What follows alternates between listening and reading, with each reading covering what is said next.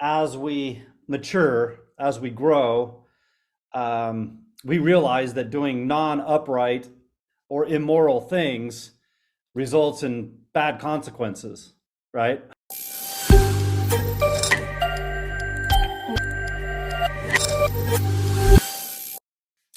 We've been talking about, I'll keep the recap short because I think most everybody on the call has been on most of Wisdom Wednesdays, but just real quick, we talked about the difference between knowledge and wisdom, knowledge being kind of a component of wisdom in large part, introducing experience and,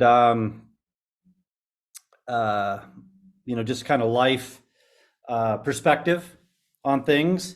And then last week we talked about trying not to have bias in application of your wisdom. I think even in our own lives, but especially not in our clients' lives, because that bias comes across and sometimes isn't well received. They don't understand maybe where it's coming from or the importance that you feel. So kind of setting the bias aside and just being, flexible with them, but referencing, your experiences in trying to hopefully interject wisdom into their transaction as best we can. But this week, I was thinking we'd break down some of the characteristics of wisdom and specifically how it relates to helping our clients. Morning, Lisa. Morning, Lisa. Morning. Perfect timing. We just got done with the recap, and we were just getting into some the characteristics of wisdom. Perfect.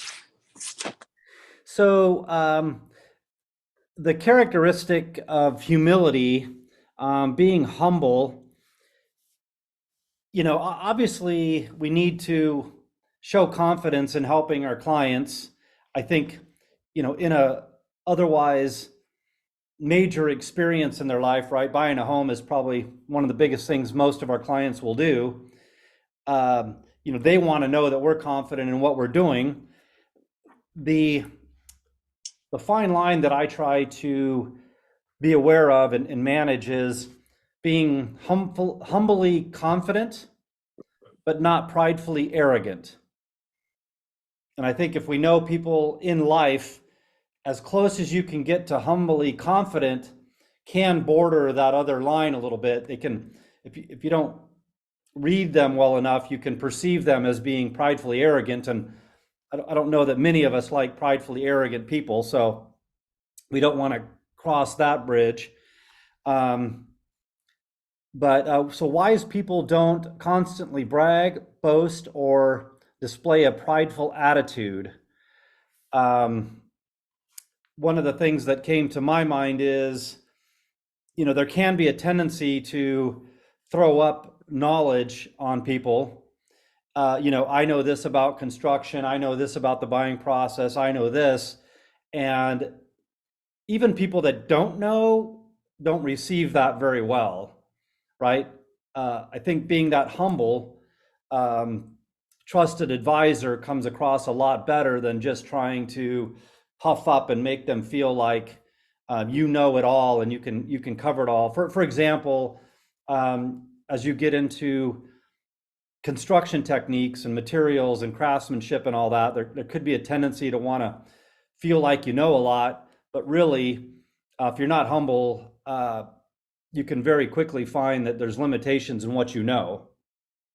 And if your client has past experience, or they have family that has past experience and you say the wrong thing, it can put doubt into your client's mind, which is one of the last things that we would want, right? We want, our clients to understand that we know where our limits are at. And if we have a tendency or a propensity to cross those boundaries and feel like we know every aspect of everything, they question our ability to find our boundaries in other areas. Does that make sense? So be humble, share what you know, try not to cross a line of what you don't know, because once you do that, you're speaking out of turn and you're likely turning your clients off. Anyway, I don't know if anybody's got anything they'd like to contribute, an experience, either you and your transaction or somebody, helping you with buying, that they weren't humble. Yeah, I was gonna say, I mean, I totally agree with you. I feel like as agents, we have to be relatable. We don't, if people, if we try to come across as knowing it all, and people are going to be intimidated, like to the point where they don't even want to ask us a question, to the point where they might call another agent and say, I have a question, and they say, well, that's a good question for your agent. And, they don't want to ask us because we are, I don't know. I don't know if that intimidating is the right word, but that's somewhat an experience I had as not a first time home buyer, but a second home buyer. I came across an agent that was very know it all. I can't be bothered by you type of an attitude. Yeah. Definitely not humble. Yeah. Yeah, I would say, yeah, even if you do know it all, like you'd been in the construction industry 10, 20, 30 years or whatever, just spewing all that out and making a client feel like, just like you said, I can't bring that trivial question to them because it's going to be beneath them. I think that's a legitimate concern for sure. So, even if you do know it all, let them feel like, hey, that's a great question. That's one I'm glad you asked me. And let me give you a good, confident answer, all the way up to just shy of, talking out of turn, saying things that you don't know, knowing your own boundaries. So thank you for that, Lisa. That's well put. The other characteristic of wisdom that I came across is good deeds. So a wise person does good deeds. Wise people live an upright and moral life.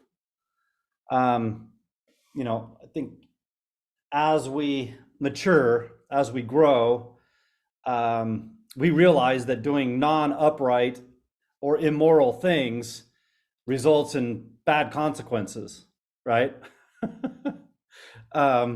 We've all been young, we've all been impetuous, we've all got ahead of ourselves and, failed. So as time goes by, we realize the things that cause failure. And I think we can all look at the wisest of people and realize how they live their life.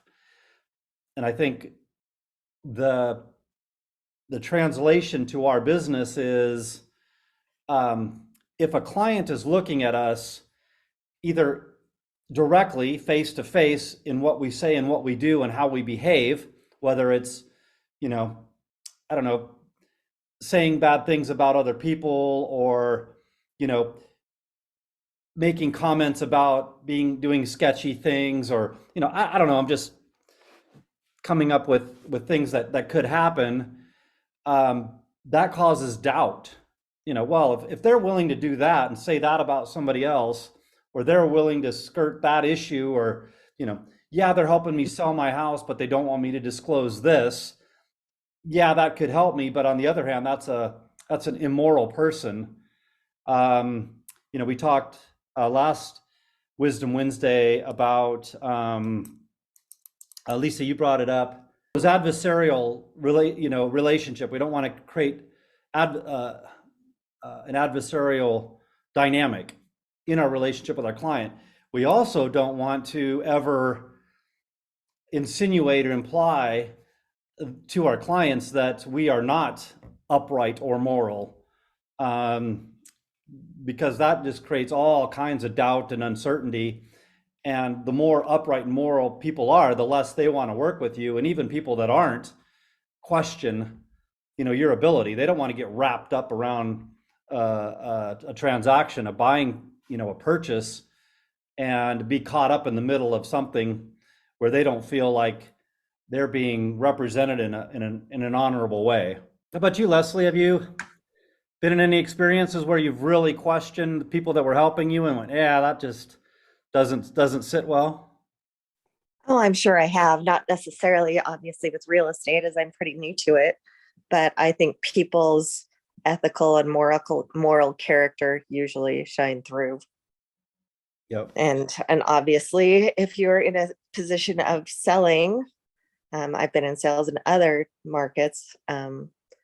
Building that trust relationship is really important, and being honest, letting people know that there are a lot of, I don't know what I don't know.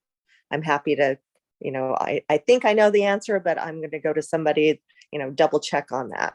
And I think that builds confidence with people when you're willing to acknowledge that there are a lot of things you don't know. Yeah. Yeah, I think the trusted advisor title comes out just like you said. If if the trust is questioned because of your immoral behavior or your uh, lack of uh, being forthright or what have you, obviously being a trust advisor goes out the window real quickly, and now you're just an advisor. And when you're making a big purchase, just an advisor isn't adequate enough. They have to trust you and trust that you're there to keep them, out of the weeds and moving in the right direction. Let's see, the third characteristic, and I'm moving through these fairly quickly, but if you guys want to chime in at all, thoughts or questions, by all means, feel free. But I think wise people are gentle as well. Wise people treat others with care and respect. So putting yourself in your client's shoes, having empathy for what they're going through goes a long way, right? If they feel like you're in a rush or you're disrespectful or inconsiderate of their emotions, their feelings towards the matter, most of them don't want to be in that arrangement. I think gentle can fit right in line with that empathy side of things. Where are you at in this, mentally in this transaction? Keith and I had a conversation today. He's in the home buying process, and I was just checking in on him where he's at, and I said, hey, I'm excited for you because you're as empathetic as you're going to be for a while now, right? These emotions you have, these questions, these fears, this doubt, the excitement, the enthusiasm, like that's all really fresh in your mind. Keep it there. And then, the gentle side of it will be, as he's working with other buyers, he'll be able to relate, kind of back to that relatable side of things, and help walk them through that process. I think gentleness just goes a long way in helping clients feel that you're concerned. Hey, Carissa. Hello. Morning, morning. I just got on for the good part, the end. No, just kidding. Yeah, so we got through a couple of the characteristics of wisdom. We went through humility, good deeds, gentleness, and we've had some feedback, some responses as to other people that have been in sales types of transactions, whether they were the salesperson or they were working with a salesperson, and how these characteristics, these wise characteristics that they used in the process just go a long way in developing a much stronger relationship with your clients. No, that's perfect. The fourth kind of characteristic that I have here is considerate.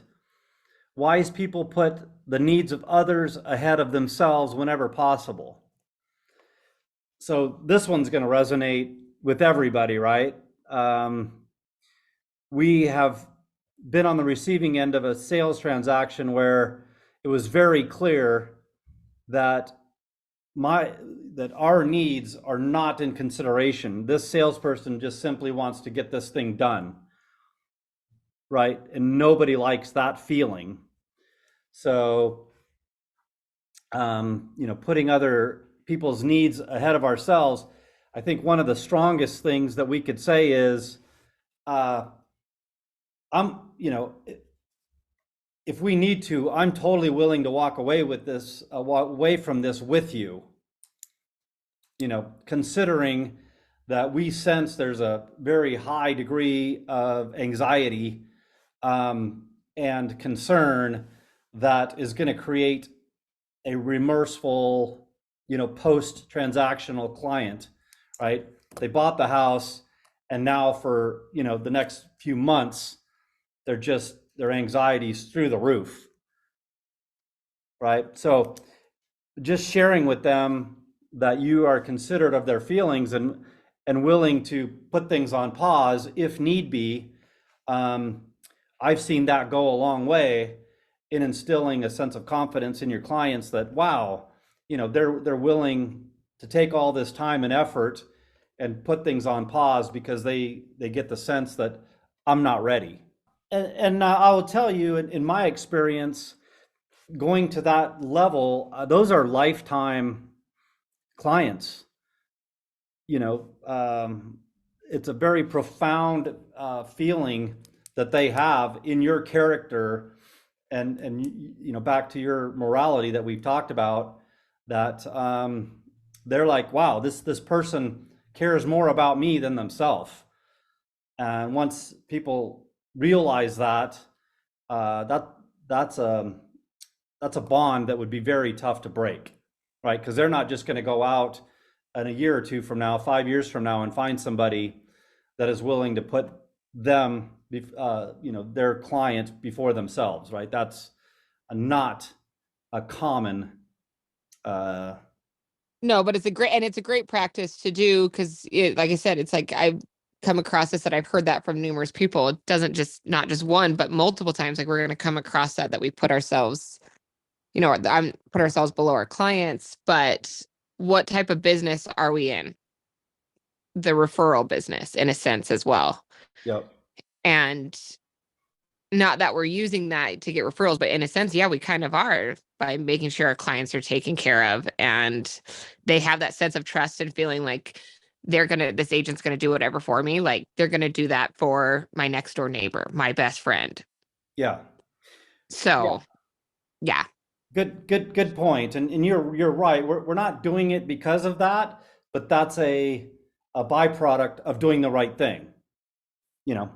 When we say, hey, something is clearly amiss here, and for whatever reason we're willing to walk away, I haven't been privy to my conversations per se of when somebody refers business to me, but I get a very strong sense of comfort when somebody says, hey, my friend so-and-so told me I have to call you. I know that I can sense that whatever edification, whatever referral reference they gave for me was super strong. It wasn't just hey, here's his card, give him a call, because they wouldn't, be engaging at the level that they are. And then, the transaction goes a lot smoother, a lot quicker, because somebody else said, hey, in my experience, Jared has a lot of character and integrity and morals, and he's got your best interest at heart. There is no better referral, I don't think, than that. But yeah, we covered 4 of the 8 characteristics of wisdom that I have here today, and I know we went through it kind of fast. We've got 4 more that we can cover next week, but I'm hopeful that the 4 that we did cover are, things that you are aware of and use in your day-to-day, real estate experience. And, I think we can all be better. So I would just encourage you over the coming days to kind of, elevate your game in respect to all of those and be that wise agent. Well, with that, I'll wish you guys a blessed day. Thanks, Jared. Thank Thanks, you. Jared. See you later. Bye.